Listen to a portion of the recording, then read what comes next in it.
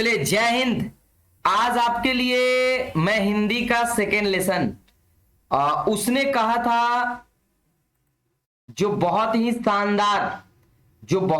शानदार चैप्टर है और काफी इंटरेस्टेड होने वाला है। ठीक है, तो आप सभी इस वीडियो को पूरा देखिएगा क्योंकि ये वीडियो आपके लिए बहुत ज्यादा इंपॉर्टेंट है। ठीक है ना। पहला चैप्टर हमने पढ़ लिया है, उसका एमसीक्यू भी हमने करा दिया है। जो भी स्टूडेंट उसको नहीं देखे प्लीज जाकर उस वीडियो को पहले देख लो, उसके बाद ही ये वीडियो देखिएगा ताकि आपका हर चैप्टर कंप्लीट हो जाए। चलिए, इस चैप्टर का नाम है उसने कहा था। बहुत ही शानदार चैप्टर है।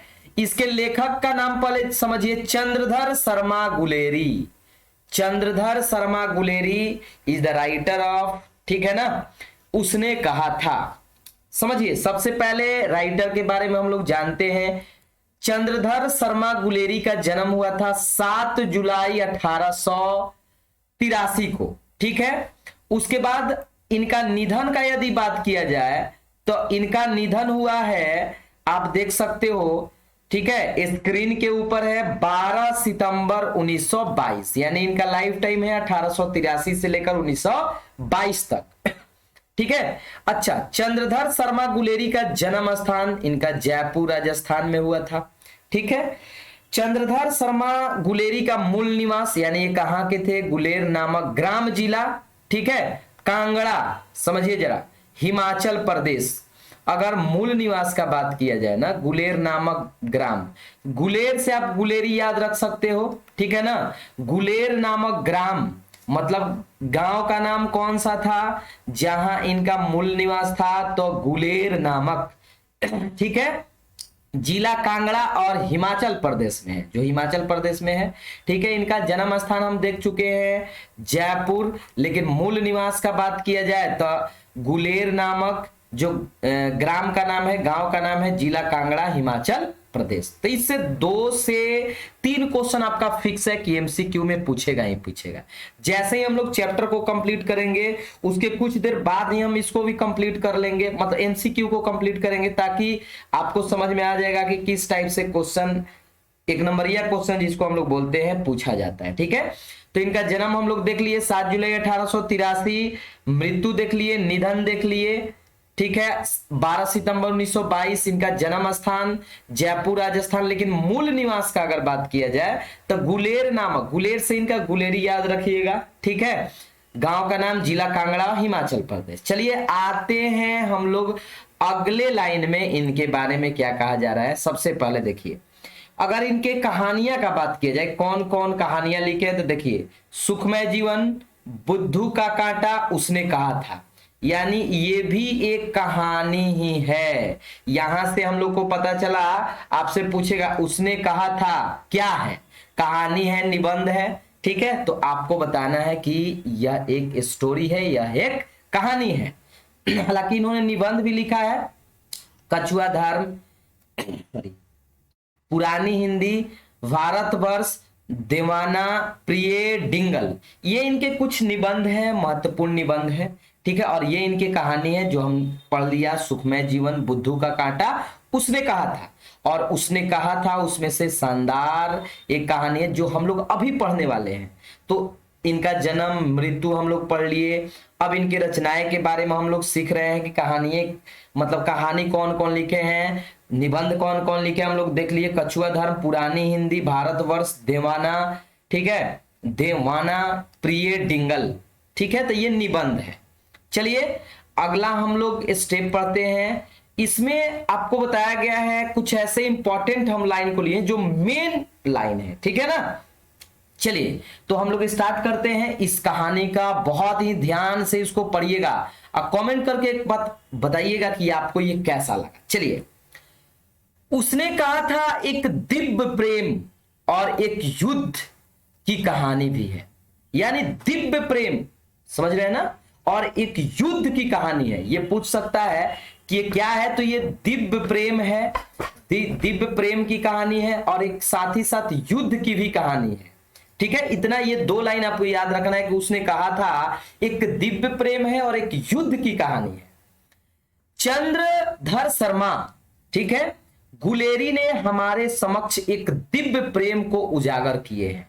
ठीक है, हमारे समक्ष, हमारे सामने ये बहुत ही शानदार प्रेम प्रेम के बारे में बता रहे हैं। ठीक है, हमारे समक्ष, समक्ष का मतलब क्या होता है? सामने, हमारे सामने एक दिव्य प्रेम को उजागर कर रहे हैं। अमृतसर की भीड़ भरी सड़कों पर एक लड़का और एक लड़की एक दुकान पर मिलता है। समझिए, अमृतसर शहर का बात कर रहा है कि भीड़ भरी सड़कों पर, ठीक है, एक लड़का, क्योंकि पहले ही बता चुके हैं कि ये एक कहानी है, और कैसा कहानी है? तो दिव्य प्रेम। ठीक है, भीड़ भरी सड़कों पर एक लड़का और एक लड़की एक दुकान पर मिलते हैं। एक लड़का और एक लड़की दुकान पर मिलते हैं अमृतसर के भीड़ भरी सड़कों पर। लड़के ने मुस्कुराकर पूछा, तेरी कुड़माई का सबसे मतलब पहला समझिए सगाई होता है। आपसे कोई पूछ दे कि कुड़माई का अर्थ क्या हुआ, तो कुड़माई का अर्थ इस चैप्टर में आपको बताना है सगाई। ठीक है, क्या बताना है माय डियर स्टूडेंट? सगाई बताना है। ठीक है ना? अच्छा, आगे देखते हैं। तेरी कुड़माई हो गई, मतलब जब लड़का और लड़की मिले तो लड़के ने पूछा कि क्या तेरी सगाई हो गई है? क्या तेरी सगाई यानी कुड़माई हो चुकी है? हो गई। इस पर देखिएगा, इस पर लड़की ने कुछ आंखें चढ़ाकर धत कहकर दौड़ गई और लड़का मुंह देखता रह गया। यानी जैसे ही लड़का ने पूछा कि क्या तेरी सगाई हो गई है, तो उस बात से लड़की क्या करती है? शर्मा जाती है। ठीक है, और शर्मा कर क्या बोलती है? धत कहकर दौड़ गई, मतलब अपने भाषा में वो लिख रहे हैं। ठीक, धत कहकर दौड़ गई यानी शर्मा गई, और लड़का मुंह देखते रह गया। उसके बाद लड़का मुंह देखते रह गया, यानी वो वहां से चली गई। यहीं से प्रेम का बीज अंकुरण होता है। जरा ध्यान से समझिएगा, यहां बात हो रहा है अमृतसर की भीड़ भरी सड़कों पर जब एक लड़का और एक लड़की दुकान पर मिलते हैं, तो लड़का पूछता है उस लड़की से, शायद उससे प्रेम हो गया होगा, ऐसा कहा जा सकता है कि क्या तेरी सगाई हो चुकी है? इस पर लड़की शर्मा जाती है। ठीक है, और यहां राइटर कह रहे हैं कि लड़की ने कुछ आंखें चढ़ाकर धत कहकर दौड़ गई, यानी शर्मा गई, और लड़का मुंह देखता रह गया। और यहीं से प्रेम का बीज अंकुरण होता है, यानी यहीं से उस प्रेम का, उन दोनों लड़का और लड़की के बीच प्रेम का शुरुआत होता है। आगे देखिए, दूसरे तीसरे दिन दोनों फिर मिलते हैं। ठीक है, यानी दूसरे और तीसरे दिन दोनों फिर मिलते हैं। ठीक है, मतलब लगातार ये सिलसिला महीनों भर यही हाल रहा। ठीक है, आप देख रहे हैं कि राइटर यहां क्या कह रहे हैं? ठीक है, कि दोनों फिर मिलते हैं, महीनों भर यही हाल रहा, यानी दूसरा तीसरा दिन भी मिलते हैं, महीनों भर यही हाल रहा, यानी प्रेम लीला चलते रहा। ठीक है, जरा ध्यान से समझिएगा। ठीक है, देखिए, और यानी ये एक दो दिन की बात नहीं है, महीनों भर यही चलता रहा। ठीक है, कुड़माई के बारे में पूछने पर लड़की ने कहा, देखते नहीं यह रेशम से कढ़ा हुआ सालू। यानी इस पर अंततः लड़की ने क्या जवाब दिया? देखते नहीं यह रेशम से कढ़ा हुआ सालू। सालू का मतलब समझिए दुपट्टा होता है। ठीक है, यानी वो ये बता रही थी कि जी हाँ, मेरा सगाई हो चुका है। ठीक है, तो उसने लड़की ने क्या कहा? देखते नहीं है रेशम से कढ़ा हुआ सालू, यानी दुपट्टा। इसका अर्थ है कि लड़की ने यह स्वीकार किया कि उसका सगाई हो चुका है। ठीक है, लड़की भाग गई, फिर वहां से लड़की भाग गई। लड़का आते आते अनेक प्रकार के कार्य में करता है, वह सब्जी वाले के ठेले गुस्से से गिरा देता है। पहले समझिए इसका अर्थ, यानी जैसे ही लड़का को यह मालूम चला कि इस लड़की का शादी ठीक हो चुका है, सगाई हो चुका है, तो बहुत बुरा लगता है, क्योंकि ये लड़का उस लड़की से प्रेम करता था। ठीक है, अगर सामान्यतः बातें सोचा जाए तो ऐसा हो सकता है, सभी के साथ, मनुष्य के साथ भी ऐसा हो सकता है। ठीक है, इस पर लड़का को थोड़ा बहुत अंदर से गुस्सा आया होगा, क्योंकि जिससे वो प्रेम करता था वो किसी दूसरे की हो चुकी थी, अगर कहा जाए अपने भाषा में।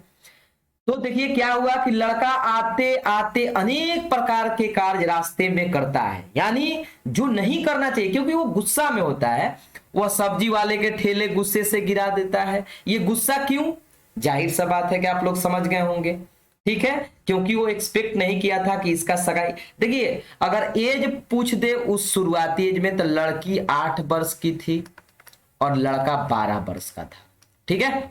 चलिए, अच्छा, ठेला गुस्सा से गिरा देता है और दूसरे पर चीखने और चिल्लाने लगता है, मतलब ऐसे ही बिना वजह से, चूंकि वो गुस्सा में था, ठीक है, इस बात से गुस्सा में था कि उसका सगाई हो चुका था, तो ये गुस्सा अपने दूसरे व्यक्ति पर उतार रहा था। जैसे सब्जी वाला का ठेला गिरा दिया, दूसरे व्यक्ति पर चिल्लाने लगा, मिट्टी में लेटने लगता है, एक व्यक्ति को नाले में ढकेल देता है और वह घर पहुंच जाता है। यानी उसका गुस्सा, आप लोग समझ रहे हैं कि क्यों है, बट इस गुस्से को दूसरे पर उतार रहा था। जैसे एक व्यक्ति को ढकेल देता है बिना मतलब के, ठेले वाले को ठेला गिरा देता है, मिट्टी में लेटने लगता है, शायद इसी को प्रेम कहा जाता है। देखिए समय बीतता जाता है।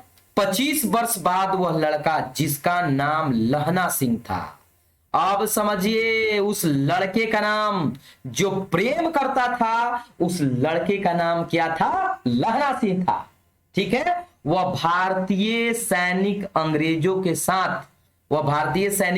साथ जर्मनी में लड़ रहा था। वहां युद्ध चल रहा था, साथ ही वहां ठंड भी बहुत ज्यादा थी। समझिए जरा, वही लड़का जो प्रेम करता था एक लड़की से, ठीक है, 25 साल बाद पता चला कि उस लड़के का नाम था लहना सिंह और वह भारतीय सैनिक में था, यानी भारतीय सैनिक फौज में था, अंग्रेजों के साथ जर्मनी में युद्ध लड़ रहा था। और उस समय की बात है, ठीक है, 25 वर्ष बाद का बात हो रहा है, जब वह जर्मनी में, ठीक है ना, जब वह जर्मनी में लड़ रहा था, वहां युद्ध चल रहा था, ठीक है, भारतीय सैनिक अंग्रेजों के साथ जर्मनी में युद्ध लड़ रहे थे, ठीक है, उसका नाम लहना सिंह था। और इंटरेस्ट आएगा, चलिए आगे पढ़ते हैं। लहना सिंह को 25 वर्ष बाद बचपन की याद आती है। कुड़माई हो गई कहने वाली लड़की को आज वह सूबेदारनी है। यानी 25 वर्ष बाद वो बचपन की बात याद आती है। और क्या समझिए जरा, चूंकि हमने वही मेन लाइन इसमें लिखा है जो आपके लिए बेहतर है। उस लड़की को पूछने वाला कि तुम्हारी कुड़माई हो चुकी है, वह आज उस लड़की को सूबेदारनी के रूप में देखता है। सूबेदारनी मतलब सूबेदार की पत्नी, ठीक है, यानी वही औरत आज, मतलब वह लड़की जिससे ये प्रेम करता था, वह आज लड़की क्या है? सूबेदारनी है। यानी सूबेदारनी कहने का मतलब उसका शादी भी किसी सैनिक से हुआ है, उस लड़की का, ठीक है, और उस लड़की का शादी सूबेदारनी कहने का अर्थ है कि सूबेदार से हुआ है। सूबेदार जो बहुत अच्छा पोस्ट होता है, आप भी जानते होंगे। वह कहती है मेरा बेटा बोधा सिंह और मेरे पति हजारा सिंह दोनों लाम पर जा रहे हैं। समझिए जरा, समझिए। अब यहां से ये पता चला कि जिससे उस लड़की का शादी जिससे हुआ था उसका नाम पहले समझिए। वह कहती है मेरा बेटा, यहां पति का नाम है हजारा सिंह, यानी उसी लड़की का जिससे ये प्रेम करता था उसके पति का नाम हजारा सिंह है, और आज उसका बेटा भी है जिसका नाम क्या है? बोधा सिंह, ठीक है, बोधा सिंह। ये दोनों आपसे पूछ सकता है कि उस लड़की के पति का नाम क्या है, तो हजारा सिंह, और उसके बेटे का नाम क्या है? बोधा सिंह, और इसका क्या नाम था? प्रेमी कह सकते हैं, लहना सिंह, ठीक है ना। चलिए, सूबेदारनी लहना सिंह के पास जाती है और कहती है बचपन में तुमने मुझसे एक दुर्घटना में मरने से बचाया था। यानी देखिए, जब प्रेम का शुरुआत हुआ तो ये कहानी ये था कि एक बार की बात है कि इसको एक दुर्घटना से सूबेदारनी को यानी लहना सिंह, थोड़ा सा कंफ्यूजन होगा बट हम कंफ्यूजन दूर कर देते हैं, टेंशन मत लीजिएगा। ये सूबेदारनी लहना सिंह के पास जाती है, लहना सिंह आप समझ सकते हैं प्रेमी, और सूबेदारनी अभी प्रेमिका हम कह सकते हैं। उसके पास जाती है और वो बचपन की बात बताती है, जब लहना सिंह ने एक बार उस लड़की को यानी सूबेदारनी, जो अभी सूबेदारनी है, उसको एक बार बचाया था एक दुर्घटना से, ठीक है। करेंगे ठीक इसी तरह तुम मेरे पति और बेटे की रक्षा करना, ठीक है ना, क्योंकि ये भी फौज में था और इनके पति और बेटे भी फौज में थे, तो ये भी ये कह रही थी कि जिस तरह से तुमने मेरा रक्षा किया था ना, क्योंकि इनको भी प्रेम था, ऐसा नहीं है, वही कह रही है कि अब तुम मेरे पति और बेटे की भी रक्षा ठीक उसी तरह से करना जिस तरह से तुमने बचपन में दुर्घटना होने से मेरा जान बचाया था, यानी मरने से मेरा जान बचाया था। सूबेदारनी आंचल पसार कर लहना सिंह से भिक्षा मांग रही थी, समझिए, लहना सिंह प्रेमी और ये सूबेदारनी का बात हो रहा है, कौन, प्रेमिका। वहां ये भीख एक तरह से मांग रही थी कि जैसे तुमने बचपन में मेरा क्या किया था, रक्षा किया था, वैसे ही मेरे पति सूबेदार यानी हम देख चुके हैं उनको रक्षा करना और साथ ही साथ मेरे बेटे को भी रक्षा करना। कुछ देर बाद तीनों युद्ध के लिए चले गए, यानी कुछ देर बाद बातचीत जैसे इन दोनों के बीच खत्म होता है, युद्ध के लिए तीनों चल जाते हैं। तीनों कहने का मतलब इनका बेटा और इनका पति और साथ ही साथ इनका प्रेमी कह सकते हैं, ठीक है ना, यानी लहना सिंह, तीनों युद्ध के लिए निकल जाते हैं। वहां भीषण ठंड पर वर्षा भी हो रही थी, यानी ठंड के साथ साथ वर्षा भी हो रहा था।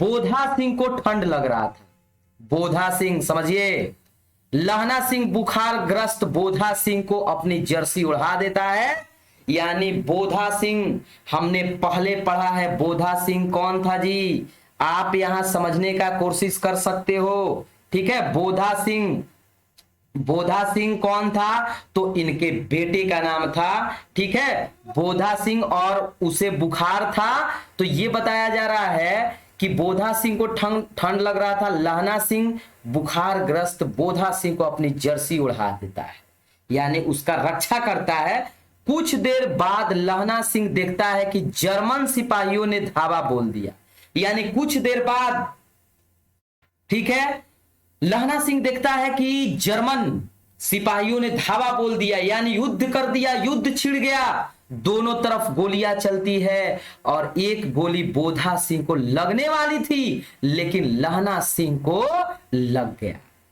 अगर लहना सिंह नहीं होता तो आज बोधा सिंह और हजारा सिंह मारे गए होते।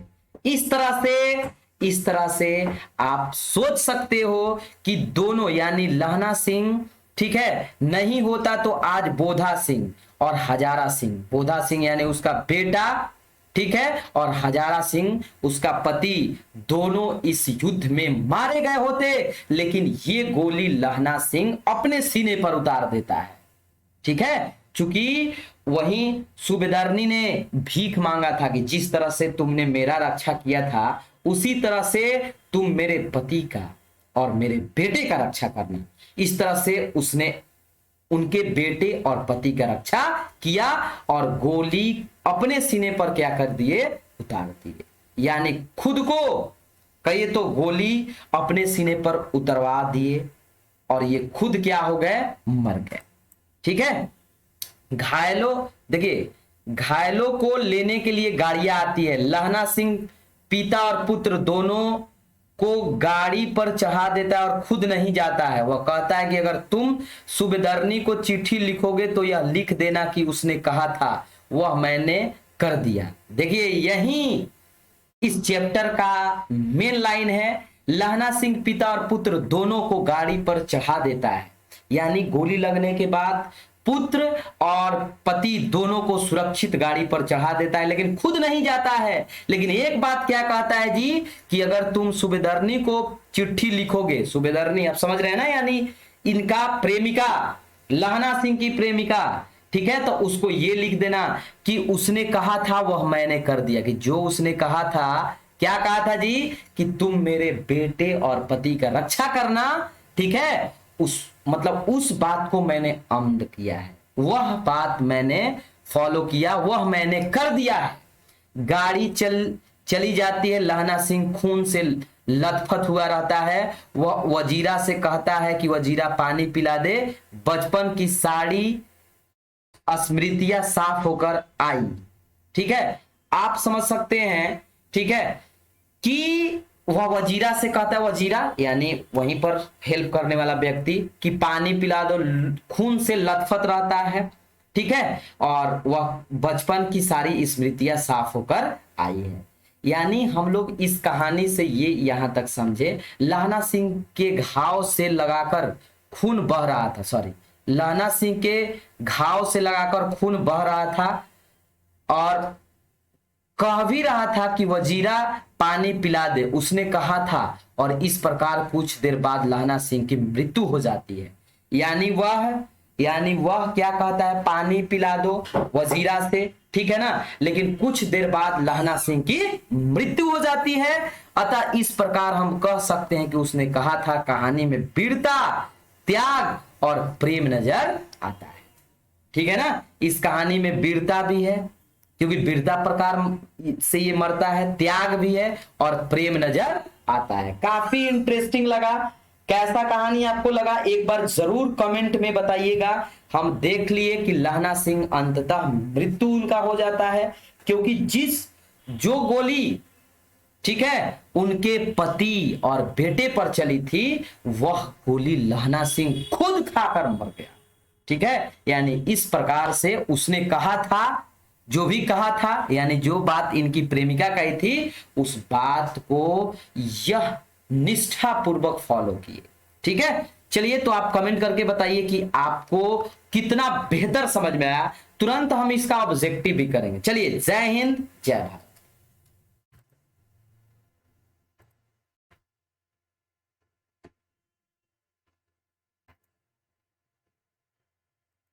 है वो सही कहता है